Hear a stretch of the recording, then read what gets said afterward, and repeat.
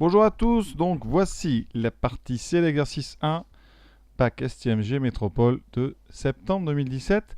Exercice qui va être très rapide, c'est sur l'intervalle de fluctuation au seuil de 95%.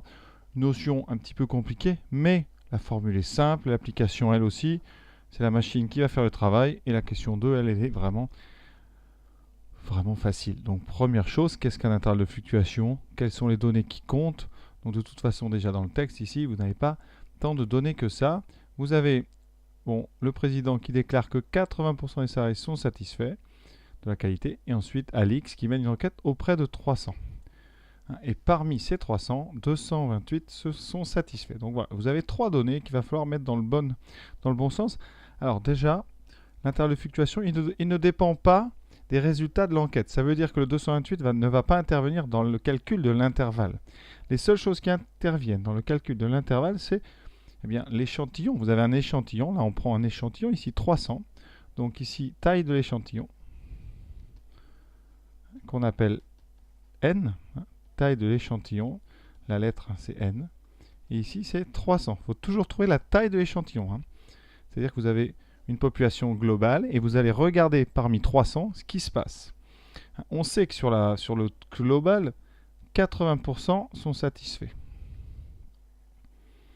La question, vous avez bien compris, c'est 80% c'est sur la population totale. Si on prend au hasard 300 personnes, est-ce qu'on aura 80, est-ce qu'on aura 90? Quels sont les résultats qu'on peut obtenir? Eh bien on le sait, 95% des résultats se situent dans un intervalle qui s'appelle l'intervalle de fluctuation. Alors cet intervalle, ces bornes, elles sont toutes simples.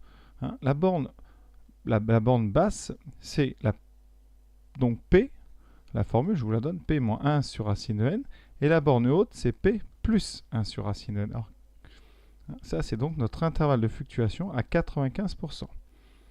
P, c'est la proportion de la population globale. On utilise toujours la même lettre. Donc ici, P égale 0,8, c'est-à-dire 80%. N, c'est 300, c'est la taille de l'échantillon. Et vous voyez que l'intervalle, sa taille, elle dépend de la racine carrée de n, plutôt de l'inverse de racine carrée. Donc là, on va juste allumer la calculatrice. On va calculer P moins 1 sur racine de n, c'est-à-dire 0,8 moins 1 sur racine de 300. Et on calculera P plus 1 sur racine de n, c'est-à-dire 0,8 plus 1 sur racine de 300. Rien de compliqué puisque ce n'est pas vous qui allez le faire, c'est la machine. Voilà, j'ai fait les calculs à la machine. Vous voyez, on trouve 0,74, etc., 0,85, 777. Alors, comment arrondir? On vous demande d'arrondir au centième. C'est marqué ici juste dessous. Alors, qu'est-ce que ça va donner au centième? Le centième, c'est donc deux chiffres après la virgule. Donc, pour la borne basse, on va arrondir par défaut. C'est-à-dire qu'il faut donner une valeur plus petite pour ne pas perdre des données. Donc ici, on va arrondir à 0,74. Ça, c'est très simple.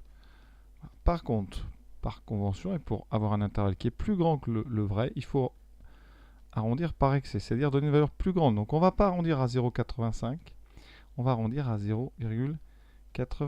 Ce n'est pas une histoire de plus près ou pas, il faut arrondir au-dessus. Donc votre intervalle, c'est donc l'intervalle 0,74, 0,86. Ça signifie que vous pouvez prendre des échantillons de 300 au hasard. Il y en aura 95% de ces échantillons qui auront comme pourcentage ici de satisfaits entre 74 et 86. C'est-à-dire que si vous avez un échantillon où il n'y a que 60% de satisfaits, c'est très très rare. Ça ne devrait quasiment pas arriver. Donc voilà. Alors ici, nous, maintenant, ça va être l'objet de la deuxième question. Dans l'échantillon qu'on a pris, nous, il y a 228 personnes qui sont satisfaites. Alors on va regarder, est-ce que c'est cohérent ou pas? Est-ce que ça correspond vraiment à ça? Et la première chose à faire, c'est de calculer la fréquence de l'échantillon, c'est-à-dire la valeur de P, mais pas globale, celle qui correspond uniquement à l'échantillon. Dans l'échantillon, on a 228 satisfaits sur 300.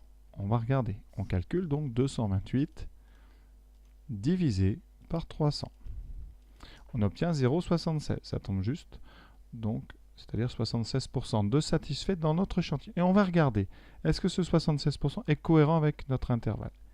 Et effectivement, oui. 0,76, ça appartient bien à l'intervalle 0,74, 0,86. Donc c'est tout à fait normal, il n'y a pas de surprise. Ce qu'on fait en premier, c'est calculer la fréquence de l'échantillon, c'est-à-dire la valeur de P, mais pour notre échantillon. Donc pour notre échantillon, on a 228 satisfaits sur 300.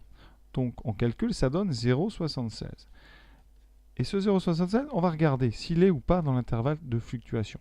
Ici, vous voyez, 0,76, ça appartient bien, c'est parce que c'est entre 74 et 86, 76, ça appartient bien à l'intervalle 0,74-0,86. Donc, notre fréquence d'échantillon, elle est bien dans l'intervalle de fluctuation. Et donc, on écrit, alors la phrase est un petit peu lourde, hein, donc, les résultats ne remettent pas en question les résultats, donc ne remettent pas en question les propos du président. Et cela, alors on dit en général au risque de 5%, parce qu'on est sur un intervalle à 95%, donc il y a 5% de possibilité que ça ne soit pas tout à fait exact. Voilà.